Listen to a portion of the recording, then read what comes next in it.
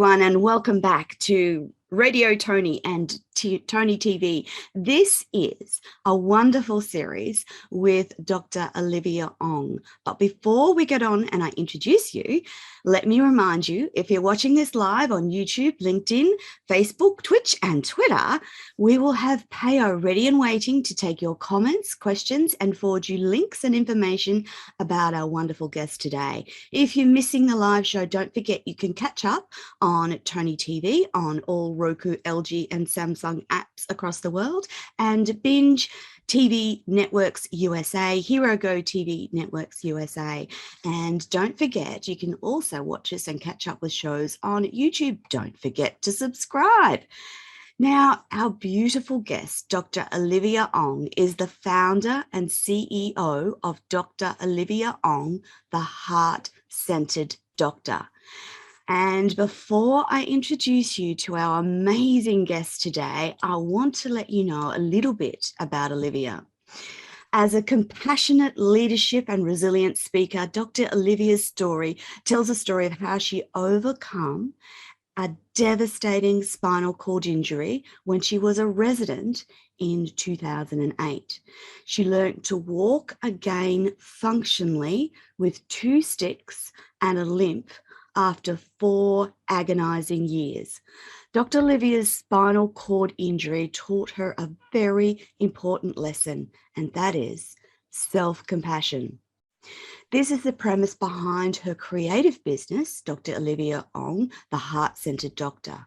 As an author, Olivia has just finished writing her first book, The Heart-Centeredness of Medicine. And she wrote the book after seeing so many of her colleagues firsthand and secondhand burnout due to overwork and stress. She writes in a way that helps doctors find their way back home to their heart. Olivia wants them to be able to lead heart-centered lives that they truly deserve. As a medical leadership coach and mentor, Dr. Olivia helps busy, high-achieving, heart-centered doctors avoid burnout and exhaustion to achieve balanced energy and time flexibility through her life transformation, the Doctors Program. She offers one-on-one coaching, workshops, and speaking engagements on burnout, compassion, fatigue, and vicarious trauma in doctors so that they can stay in the game longer and as a compassionate leader and lead a positive legacy for upcoming generations of young doctors. Welcome to the show, Dr. Olivia. Thanks, Toni, for having me. Now, I wanted to start the show today with one of your favorite quotes, and it's one of mine too, but it's a beautiful quote. And it's from Maya Angelou, and she says, "I've learned that people will forget what you said. People will forget what you did, but people will never forget the way you made them feel."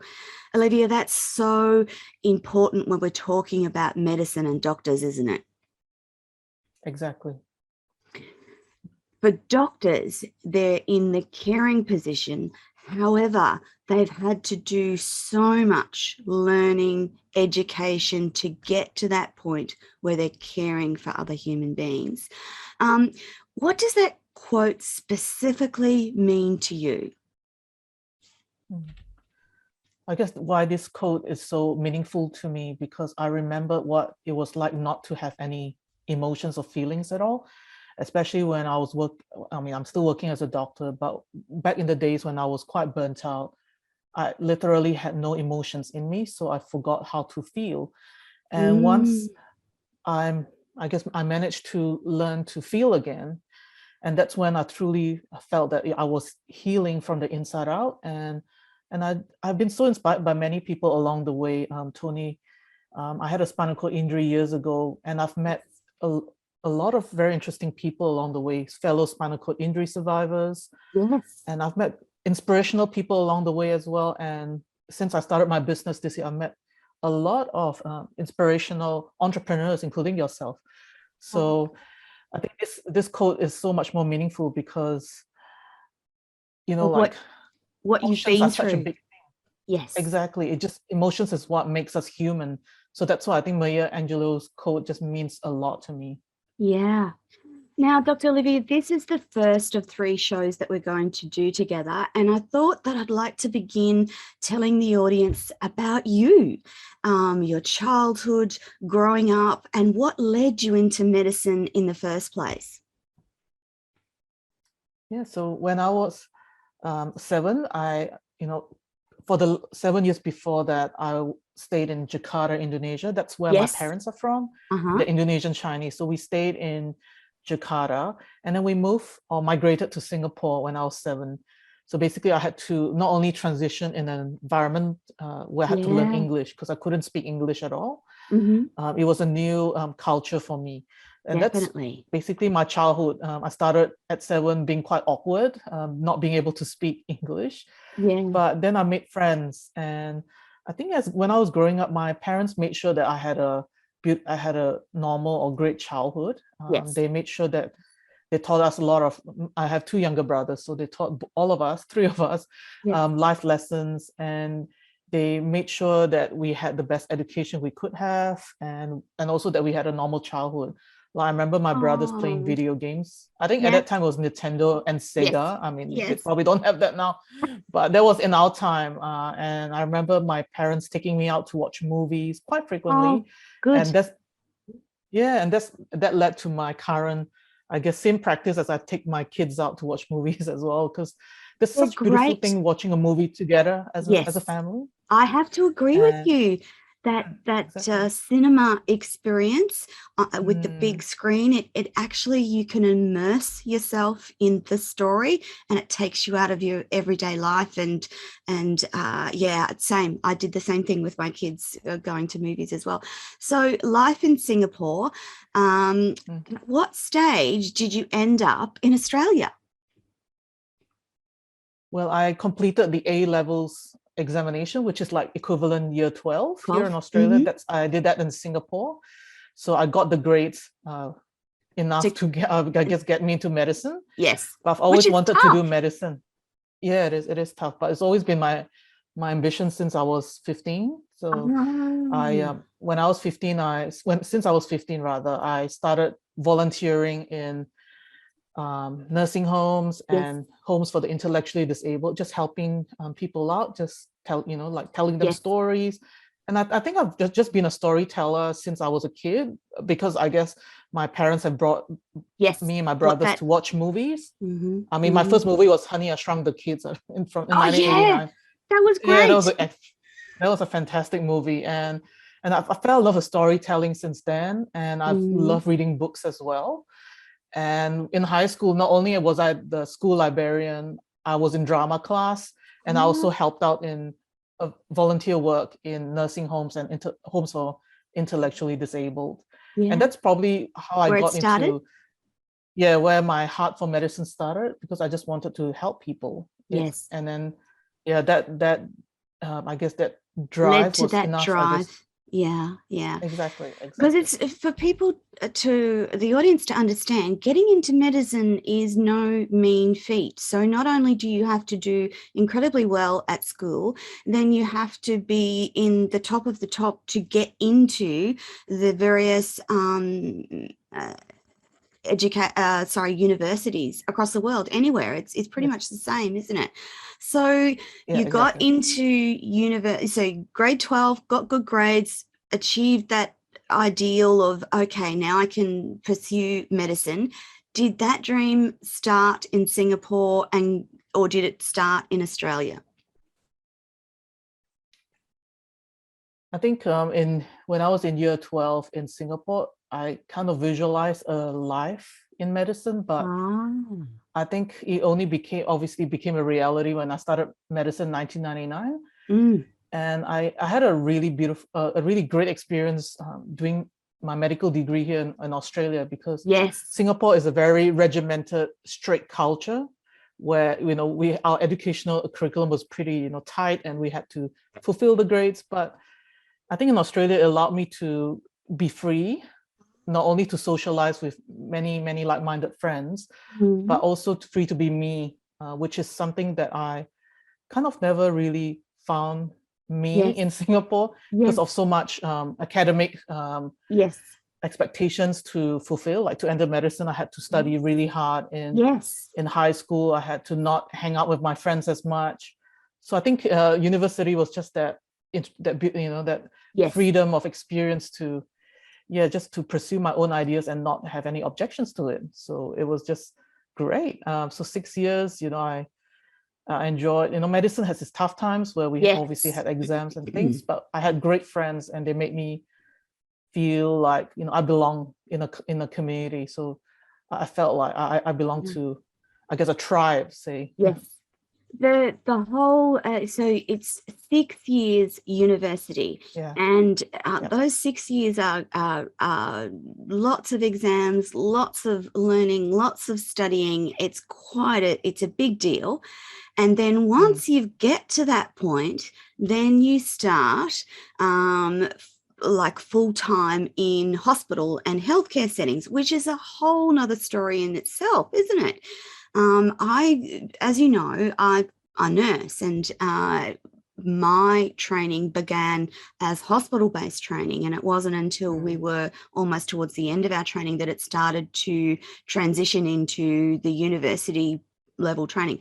So we had a lot of affinity with the resident doctors, and it was a very good learning environment where we learnt together how to do things, how not to do things, and it was very collaborative. And so that's changed a little, I think, in healthcare over that intervening time. I'm talking 35 years ago. So residency, tell me about being a resident doctor. When I started my internship in 2005, there was a steep learning curve for me. Yes. So, in medical school, it's all well and good exams, but that doesn't prepare all of us. I speak for all of us. When we start out our first day as an intern, we actually are in charge and we have to make life and death decisions. That's a big change. It is. And in terms of, in terms of interventional skills or like putting in intravenous drips, like we have to get quite proficient at it very quickly because our task list just keeps growing otherwise. That's right. Yeah. So the first year as an intern, I spent, just, up leveling myself, making sure that I'm proficient with my intervention skills. And and then the following year are the resident years, which is kind of in between intern and registrar. But it's kind of that those couple of years is where we try to figure out which career path we end up doing, whether we end up going to be subspecializing as a surgeon or a physician or GP or anesthetist and things like that. And they're all very different parts of medicine. And I often wondered how doctors decide, because, being a nurse, I saw how junior registrars rather, and junior doctors were treated. And I'm like, how do they survive? It's particularly those that were interested in surgery, because being a perioperative nurse, that's where I had most of my experience. And the way that they were treated was just appalling in most instances. And I always remember thinking, how do these doctors eventually fly out and do their own speciality? Because they were overworked, they were stressed, there was a lot of study, there was a lot of bullying and just that horrible behavior. Olivia, what made you choose your specialties in the first instance? Interestingly, I chose rehabilitation medicine, which turned out to be irony later on, as I will probably talk about in the interview. But I chose this particular specialty because I saw what doctors can do when they work with a team. So as a rehab physician, we work with physios, psychologists, occupational therapists, and our main goal is to put our patient obviously as the center of our focus, getting them, I guess, rehabilitating them in a way that they can lead the life that they had initially, a new normal perhaps, but achieving the goals that they want. It's about goal setting, it's about achieving goals, and the patients do report quite great satisfaction in the rehabilitation ward when they have to relearn the skills. But it's just a joy to watch patients, transition from not being able to walk to walking out of the ward a couple of weeks later. And it's not just journey with the patient, it's a journey with the family as well. It's very collaborative. Yeah, that's why I enjoy the specialty so much. The human and I still body, practice as a yes, of course, you still practice. The human body is an amazing vehicle for healing. And if you, as you said, have a wonderful team around you that helps you do that rehabilitation, the body can achieve amazing things, can't it? Exactly. So let's talk about your own injury and rehab. I think it's important for the audience to understand that you, not only are you a rehab specialist, you're also a pain specialist, which is a wonderful combination of skills to have, but they would have helped in your journey. So let's talk about that injury. Yeah, so my injury happened in 2008, September. Yeah. So in 2008 was a pretty significant year. It was the first year, Toni, where I started working as a rehabilitation registrar. So I was really excited. I was pumped. Yes. I was like, yeah, I was. This is good. You know, I was actually enjoying my work. Previously, obviously, when I was a resident, I wasn't really enjoying it that much. I was on autopilot mainly, but this is something I strive towards. I'm like, oh my gosh, I'm going to be a rehabilitation physician in a couple of years. So that was obviously the driving force for me to kind of wake up day to day feeling joyful. And that was, I was pretty happy with my career. I was married by then, 2 years into our marriage, and we're still married to my beautiful husband, John. Awesome. And then we have, a beautiful network of friends. And it was really like the time of my life, 2008. But I didn't expect, obviously, in September 2008, as I was walking to work. I just stepped out of a car, walked in the hospital car park, walked towards work, and then out of a sudden, a car at high speed just rammed into me. Whoa. It caught me unaware, of course. And the next thing I knew, I was just lying on the ground in excruciating pain, but I was lying down in a really awkward position. And I knew that I had something's happened to my back, because I could feel. You knew straight away. Because exactly, I was lying in a fetal position and not being able to move and even feel my legs. Olivia. And that, and that was when of course, I did the doctor thing, going, okay, I don't have a head injury because I can see the sun. I'm conscious. And then I moved my arms. I'm like, oh, I'm not quadriplegic. I'm okay. And when I reached the legs, and that's when it really clicked. Either I've sustained a really bad pelvic fracture, or a very severe back injury or spinal injury. That's when I knew. Olivia, did the car stop and get you assistance? It was a very interesting, I guess, incident, because it happened in the hospital car park. So within 5 minutes, I had a code blue, and it was interesting. I knew what a code blue was, and I knew that's because someone's heart stopped beating. But I didn't realize that the code blue was actually me outside in the hospital car park. I had doctors rushing in to my aid, and we called. I guess that's one of the advantages of it happening in a hospital car park. Not so good. Exactly. Advantages of having an injury or a medical event in the hospital car park. I know, and they called the paramedics and everything. But later on, I found out that the person who drove the car was a 92-year-old gentleman with severe dementia who shouldn't have been on the road. Wow. And not only that, a couple of my colleagues actually witnessed the accident, so they needed trauma counseling. Gosh. They were very badly affected by witnessing what happened to me. And that's essentially what happened. Just because of the commotion, I had doctors attending to me. I didn't quite take notice of the driver. Perhaps he was trying to help, I'm not sure, but it was just, I was in shock, Toni. I was just going to say, that shock, you'll have that few moments or seconds of clarity, and then the shock and everything sets in, and it becomes quite a blurry, pain-filled experience.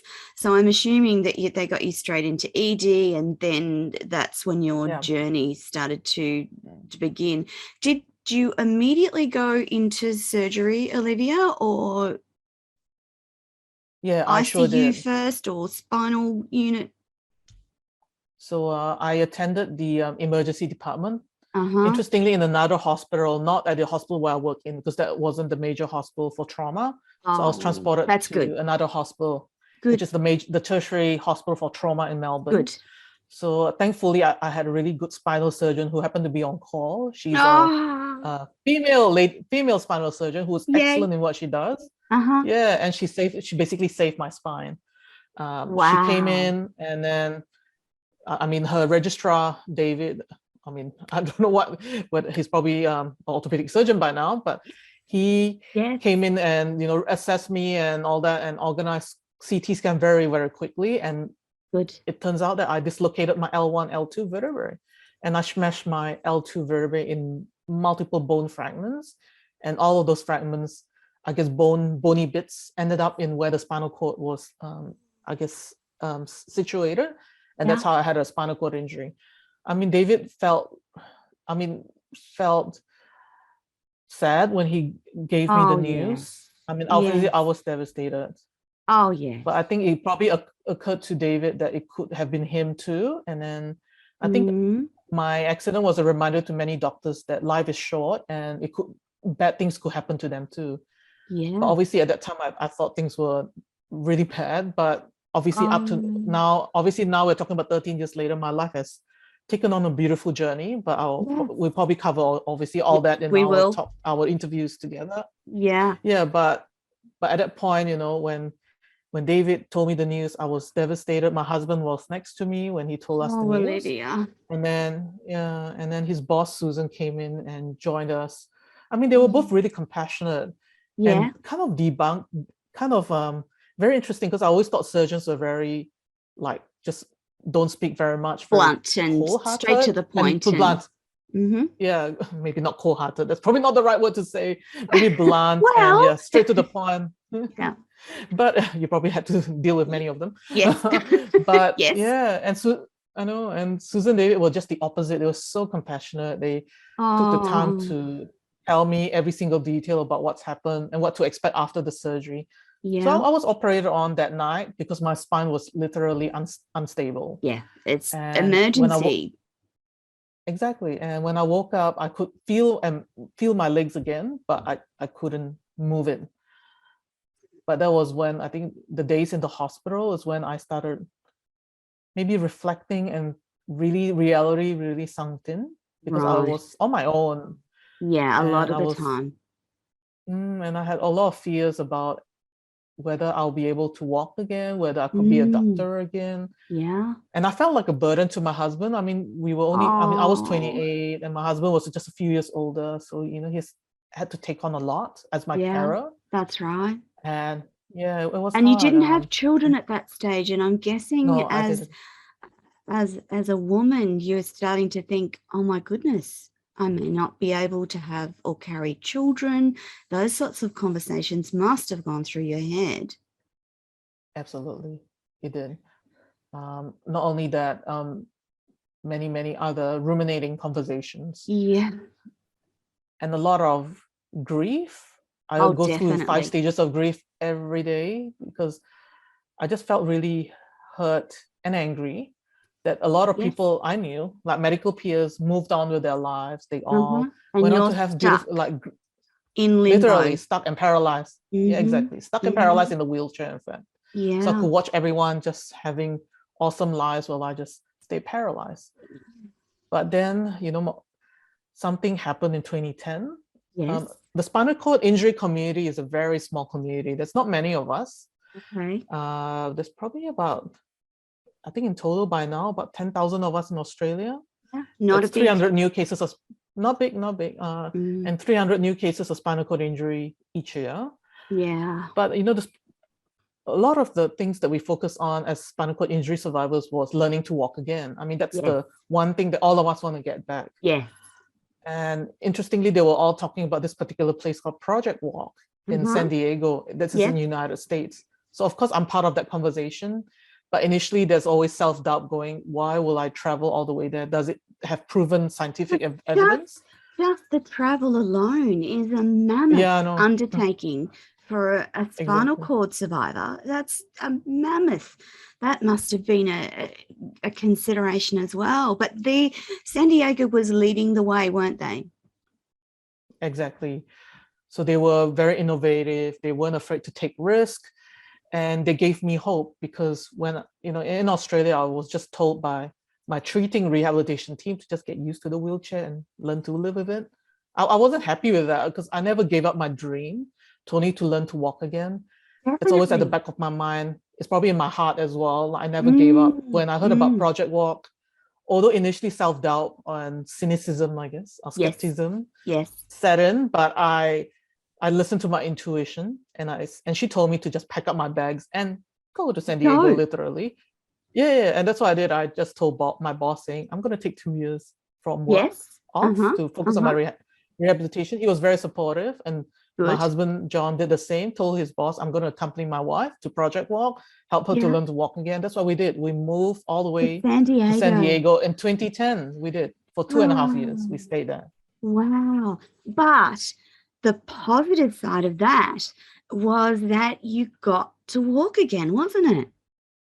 Yeah, it was actually a magical moment when I took my first steps. A year later, a year after I went into Project Walk, I started taking a few steps on my own, and that became a lap around the gym. Then it became multiple laps around the gym. And I think when I graduated from Project Walk, I was able to walk from the gym to Starbucks, which is, of course, they like Starbucks. Yeah, with Starbucks. That was good. That was about 500 meters.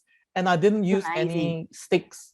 My trainers were with me, but they didn't offer any support or any help. I just walked without any aids. Wow. And right now, even though I walk with a limp, I walk with a limp then as well, and now as well.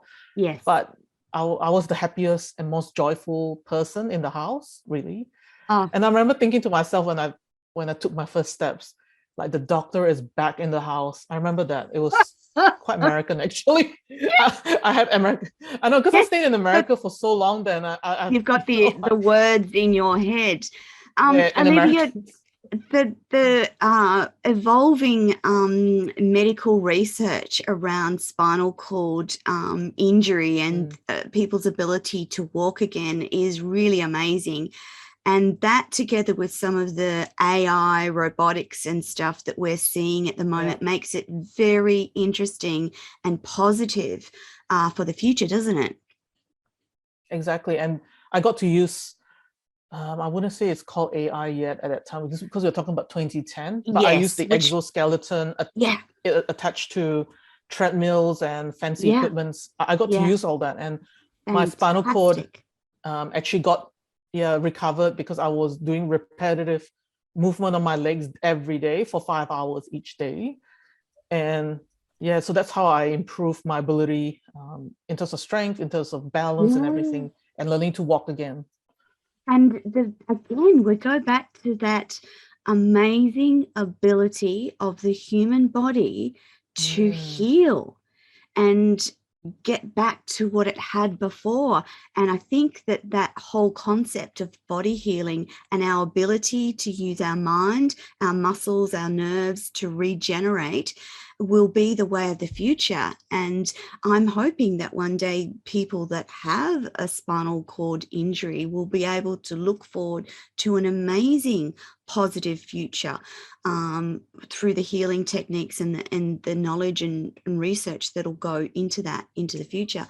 I can actually feel that excitement when you talk about your first steps and being able to walk again. It must have been really amazing. So at that stage, I guess you're thinking, oh my God, I can achieve my dream of being a specialist, and we can have kids and life can sort of get back to what it was. Understanding, of course, that there is a permanent disability there that will impact on you for the rest of your life.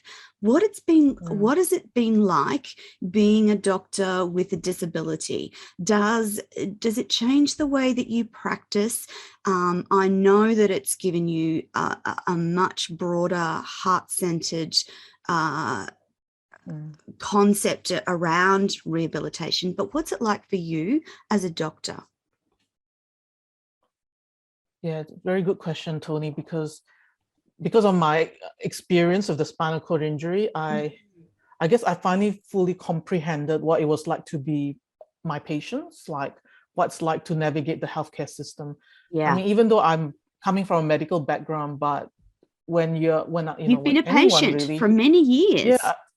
yeah, and I think, just having a lot more empathy and compassion for my patients, because now I really get where they're coming from, because I've been where they are, I've been in their shoes. It just widened my perspective overall as well. So not only it made me a more empathetic and compassionate doctor, it just widened my perspective in general in life. Yeah. And it just helped me grow so much as an individual. Yeah. And I guess the challenges of being a doctor with disability will be the negative biases that I had to encounter when I'm working. No.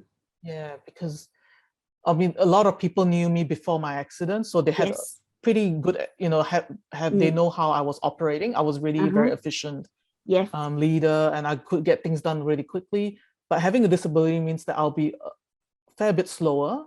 Yeah. And it was very challenging to do ward rounds, walking with a limp.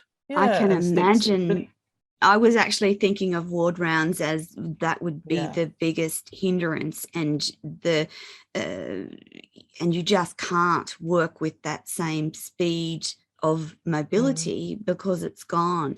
I do think, though, that your rehab patients must love you because of that understanding and empathy, and they can see, okay, well, my doctor's been there, she really understands what this rehab journey is like. That must give them a wonderful sense of okay, I can do this. Hey, very good rapport, and we have good therapeutic relationships because of we have a common ground. And then I guess when I say I know what you're going through, I really meant it, because I really have been through what they've been through, and the fear and the anxiety around diagnoses. And so I take the extra effort and time to just explain things to them. I listen a lot more rather than jumping in quickly. And I think patients really appreciate that, because they're used to being like, not say shut down. They're being like, having their doctors really being quite quick and blunt with them, whereas I think they appreciate being listened to. And I think that they really do appreciate that very much. The power of listening cannot be underestimated. That's right. One of the other things that you learnt a lot about was the concept of self-care. And so what does self-care look like for you now? Obviously, it was different pre-spinal cord, and you may not have even been aware of what self-care looked like, because doctors work incredibly hard, long hours, lots of work. And I'm quite sure from my observations, and you can tell me if I'm wrong, but a lot of them don't practice self-care actively. So what did you learn from a medical professional about the importance of self-care? Yeah, I had to learn this the hard way as well, Toni. So when I was a resident, this is way before my injury, I didn't look after myself very well. In fact, I was very ambitious and driven. So I was always pushing myself to obviously stay at work longer hours so that I can, prove to my boss that I'm competent, I'm strong, and I'm not weak. But the injury, interestingly, forced me to slow down. Yeah. In a good way. So when I was in America, I learned to look after myself really well, even though I have to work, I have to train 5 hours each day, Monday to Friday. Yeah. But I learned to take time to chill over the weekend. We stayed in San Diego, so we could go to LA, we could go to the border of San Diego. San Diego's a great, it's a good place, isn't it? Yeah, I like San Diego. Yeah, it's a good place to, was a good place to relocate for 2.5 years. If we had to choose a city that was beautiful, very constant, calm weather, a bit like Queensland, I think. Yes. Like sunny and The winters are very mild as well. So yeah, San Diego was fascinating. And that's what we do on the weekends. We would go to the beach or we'd drive to LA. And that was kind of my way of learning to look after myself. But then, when I went back to Australia in 2013, that's when I finished up my intensive rehab period at Project Walk. Went back to work. I had to hustle back into work because I was way behind in my training. Yeah, because like I took 2 years off my rehabilitation medicine training, so I had a lot to catch up. My friends were already specialists by then, and I'm still like first year registrar, and I had to which would be tough. That would be it so was tough. Yeah, and then eventually, I had lots of exams to be a rehabilitation specialist, to be a pain specialist. Then I had a kid. And then I had my injury to deal with. And then before I knew it, 2019, I had a really severe burnout. Burnout, how you say, a burnout experience. It was very epic because I just literally couldn't get out of bed one day. And I had to tell work I have to be off work for 2 months. And I spoke to my GP, and that's what she said, take time off and all those things. And that's when I knew that burnout, if it's left too late, it'll knock you off your feet. It did knock me off my feet. Same experience. You just keep going and going. For women who are highly driven, who are wives, mothers, and devoted to their expertise, whatever that may be. So mine was perioperative nursing. I just kept going. And again, a conversation with a GP that said, you must stop. Your brain has had enough. Your body's had enough. You need to stop and stop work. You need to get some counseling and some help and sort this out, or things will be very bad. And it wasn't until that moment that I realized what burnout, breakdown, overwork, whatever way that you want to frame it, you get to that point in your life where things stop and you cannot get out of bed. And in my case, combined with cannot get out of bed, were constant tears. I could not stop crying, which was unusual for me because very much like Dr. Olivia, I just kept going like an ever-ready battery, just kept going. But your body and your mind goes, okay, enough now. And it's an important conversation for us to have today because so many doctors keep working through this and they don't stop. And it has impacts on life, community, and healthcare, doesn't it, Olivia? Exactly. And I think a big part of doctors, as well as I think I can say for nurses, paramedics. Yes, all the caring professions. This is predominant in caring professions because you do care. Exactly. And I think they're even more burnt out than ever. I mean, they were burnt out way before COVID. And then after COVID the pandemic. Happened. Yeah. Exactly. I think pre-COVID, they did studies on doctors, nurses, and paramedics. It's the same, actually. It was quite interesting. The statistics was the same, like burnout rates. It was about 42%. Then after the pandemic just come, well, not say gone. I don't want to say not gone. It's not gone hanging yet. Around. It's hanging around for a while. The burnout rates have jumped up to probably about 64%. So that's wow. Much. Yeah, very high. So you think about it, when I go to work, 64% of my colleagues are burnt out. And there's this thing, this trend, it's probably a healthcare crisis, I think. It's not a trend. I would agree. It's a healthcare crisis. Yeah, Olivia, I would agree. It's not the hashtag great resignation. Well, in a way it is, but this is the hashtag great burnout and the hashtag great resignation. Yes. Which saw doctors and nurses leaving the profession as we speak at this moment because they're just so burnt out, so traumatized. They're just saying, this is not even worth me, my health, my family, and I'm done. Like that's what's essentially happening in the US. Yes. And I think it's already happened. Exactly. It's happening in Australia as well. I've heard of nurses and doctors who have left the profession. Because of the recent burnout. And in talking about that and trying to explain that to the audience, it's about many elements of your life and imbalance of life. So for healthcare practitioners, let's take the pandemic, for instance. They're looking after huge numbers of very, very sick people who may or may not make it and who have complications, and there's an inability for them to step away and have a breath because there's a shortage of doctors, nurses and paramedics. The workload is massive and has increased over the term of the pandemic, and it has an impact on their mind, body and soul because they can't step away because there's not enough of them to do the work, and the work is constant. There's no break for them, is there? That's kind of the way. It's an overstressed healthcare system, staffed by overworked, overstressed practitioners, and that's not good for patient outcomes. That's not good for healthcare, and that's particularly not good for the humans that are the doctors and nurses looking after you.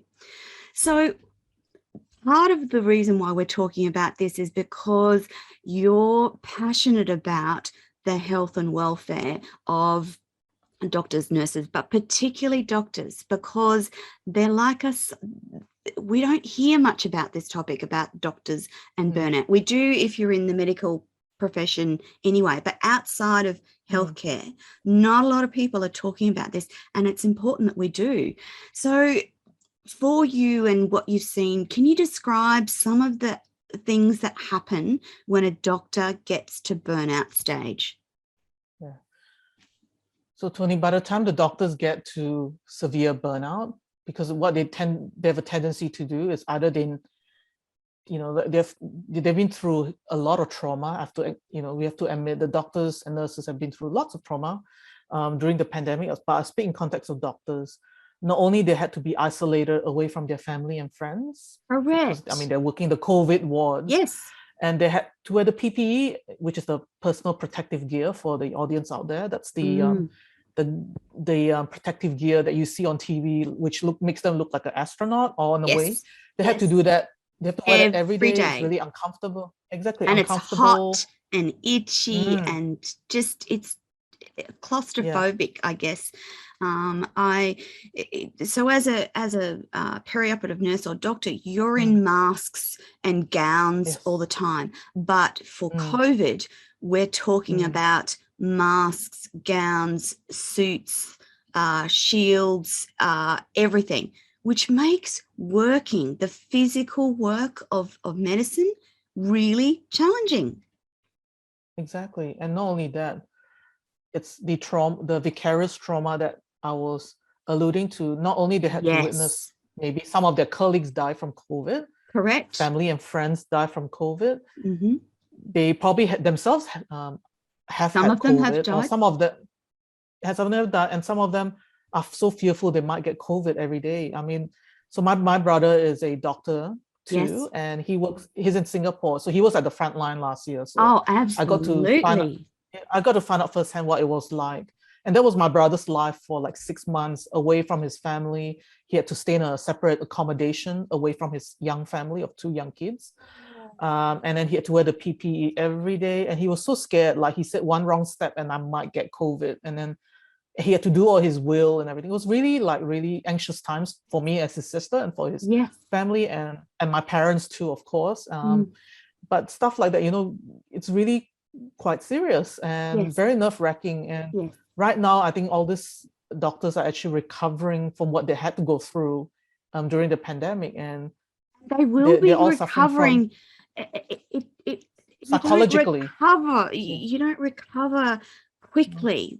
We're talking about months and years of recovery to get through the trauma of managing a pandemic. And so I actually want to just touch quickly on something that's probably just a little controversial, because in Australia, we've seen lots of people protesting about their lack of freedom. And as a nurse, that pains me, because they're coming from a perspective that they just don't understand the impact of this virus. And by just doing a few simple things, we're not talking about hard things to do. Wear a mask, wash your hands, get vaccinated, stay home with you sick if you're sick, because those things are what protects our healthcare system and our healthcare workers. And the thing is, whether you believe COVID or not, if you get sick, where do you go? You go to a hospital. You expect doctors and nurses to look after you. And we're not looking after our doctors and nurses very well at all. And they're subjected to abuse and demands. I've listened and talked to a number of doctors, nurses, practitioners in the US, and some of the things that they were subjected to because of the pandemic and because of people's beliefs around the pandemic were horrendous, Olivia, just horrendous. And that has an impact on the people that are going to care for you. It has an impact on them. It definitely impacts on their psyche, and that causes the that's why they all resigning in droves, because I don't think anyone should be subjected to such abuse. No. Agreed. They should respect behavioral contract, and I wrote about this actually quite recently in I was going to article for the medical journal Australia. That we should actually have a behavioral contract with the people and the members of the public to prevent such behaviors towards doctors and nurses who are just trying to help them. So I totally get where you're coming from too, and I think they need to realize that majority of the patients in ICU who didn't survive in ICU because of COVID are unvaccinated. Absolutely. Where majority that did end up in ICU for a brief period of time had the vaccination, they got better and they healed up very quickly. So I think once we show that evidence to them, I think hopefully they get it. But it is what it is. There's a very vocal, would I say, minority of people. It's very evident. You would have seen it in Victoria, but in Queensland, the protesting their loss of freedom. And again, from my perspective, where is your resilience?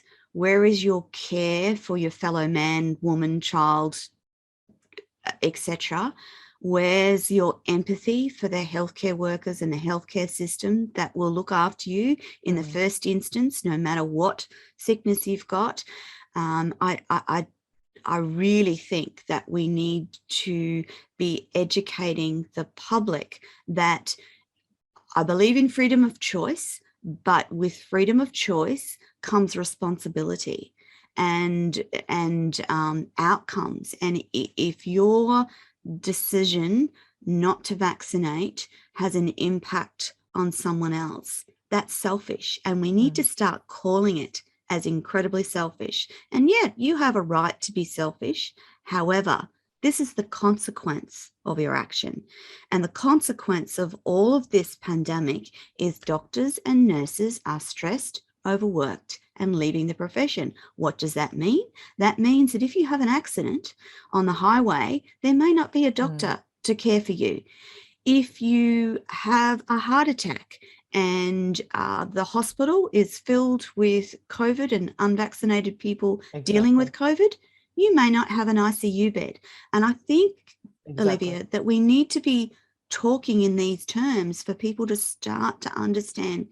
Absolutely support you to have choice, but there's consequences of choice and there's a responsibility around. It's not your freedom's not being taken away, but your right to choose has an impact on other people, and you need to think, we need to be talking about those impacts as well as people fighting for their freedom. So you would have seen your colleagues in this situation, and we're going to talk in the next interview a lot more about your book and heart-centered medical professions. But I wanted to talk just quickly. You would have seen some of your colleagues. So you've suffered burnout yourself. You've seen it in some of your colleagues. What does that present like for others? Because as humans, we're all a little bit different. Yeah, exactly.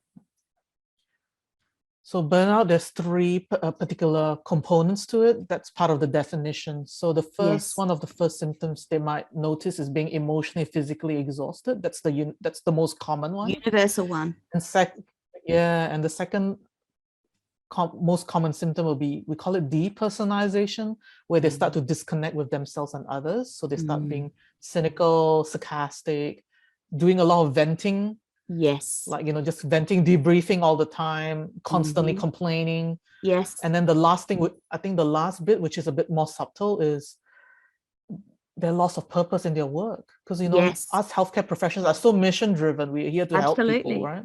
Yeah. Yeah, that loss of purpose, I think, is the one that gets to nurses and doctors the most. Yes. Because they're just losing any sense of passion and purpose in their work anymore. So that's probably the three big signs and symptoms of burnout. Yeah. And there's obviously other health symptoms that can happen, like poor Physical sleep. symptoms. Exactly, the physical ones, like poor sleep or emotional, being emotionally quite labile, like being quite cranky at your kids, family, colleagues, patients, the whole works. Yes. And also just starting to second guess yourself and feeling that you're not good enough, and all the self-doubt and anxiety starts to creep in very insidiously. So it's also the mental and emotional aspects of burnout that we cannot forget. We cannot ignore, but they come very insidiously, and they do. They creep up on you. I know, and I think all of us have very different barometers for burnout. Like, I guess for you could be could be lack of sleep. For me, could be being cranky at my kids. Yes. More than usual. Not saying that I'm not cranky at my kids. More than usual, cranky than my kids. Yeah, and then that will probably be my warning sign. Going, I think you need to go to some self-care habits. And I know that we were just talking about self-care. Yeah. But I think self-care, to me, it's a even balance of work and life roles. And I think if we prioritize, let's say, work too much and not life roles, that's when the burnout happens. And that's vice versa as well, when it works both ways. Yes. For you at that time, Olivia, what did your self-care look like? What were the things in when your GP said to you, you have to stop? What were some of the things that you needed to do to get you back to work? Yeah. So I started with, Maslow's hierarchy of needs. So I started making sure that I slept enough, because at that time I wasn't sleeping very well as well. It was really severe. I made sure that I exercised 3 times a day. I drank 8 glasses of water, like even basic things like that. Us healthcare people don't do very well. I was just going to say, when you're standing scrubbed for a 6-hour surgery, there's no way you can get that water in. So those are the things that nurses and doctors do to keep the public healthy that we don't ever talk about, but it has an impact on us. And it obviously had a very real impact on you. So you went back to basics. Not only went back to basics, I actually got a life coach for myself. And it was quite funny because a couple of years before my burnout, I was a bit skeptical at life coaches in general. And getting a life coach was what actually saved me. Yes. And getting coaching was actually what helped me see my blind spots and everything. Absolutely. And helped me recover from my burnout. And I was like, boy, the power of mindset, mastery, and just knowing what are my limitations and limiting beliefs are, and how I can reframe things and just empower myself. Exactly. And that's how it changed. Yeah, we're going to talk a lot more about mindset and the imposter syndrome and all of those sorts of things in the next subsequent interviews. It's wonderful that we're hearing from a doctor that these things are powerful, and they are. Once you realize what limits you, what your values are, what limiting, what are you saying to yourself inside your head? That's that private place that no one gets to hear about. Are you being kind to yourself? Are you supporting yourself? Are you speaking to yourself in a way that you would speak to your patients? Because if you're not, that'll eventually catch up with you, won't it? Exactly. How important it is to just recognize that self-criticism you know, Yeah. that harsh inner dialogue. And it is And I think harsh. once we, very harsh. And I think awareness is always the first key to just dealing with that. And once we start to acknowledge that it's there, but it's there to actually help us, is when things started to, start to improve. And I think if we keep fighting it, is where things get worse and worse. I was just going to say, I was that person. Just push it away, just fight it, it'll go away. It's not going to go away. You have to actually consciously work within yourself and with yourself to get yourself to the other side. And when you get to that point of complete burnout and breakdown, it's difficult and it takes a bit of work. So if you can circumvent that and the burnout and overwork not happen, you're going to be better off for it. Mind you, a burnout breakdown will teach you loads of stuff about yourself, how you work, how you function, which in itself is a good thing, but it would be great to prevent it from getting to that point, because the consequence is time off work, time out of a caring profession that you love and enjoy, a whole range of wider community impacts as well.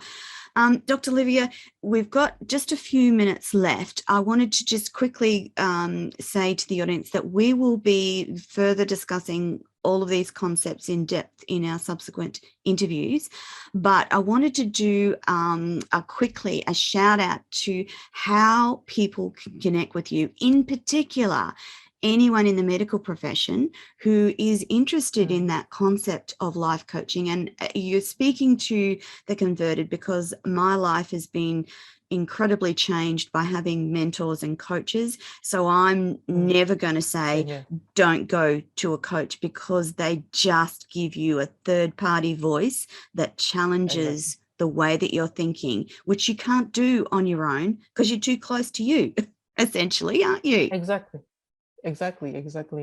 And for doctors and other healthcare professionals out there who want to reach out to me, you can connect with me on my social media channels. I'm on LinkedIn, Facebook, Instagram.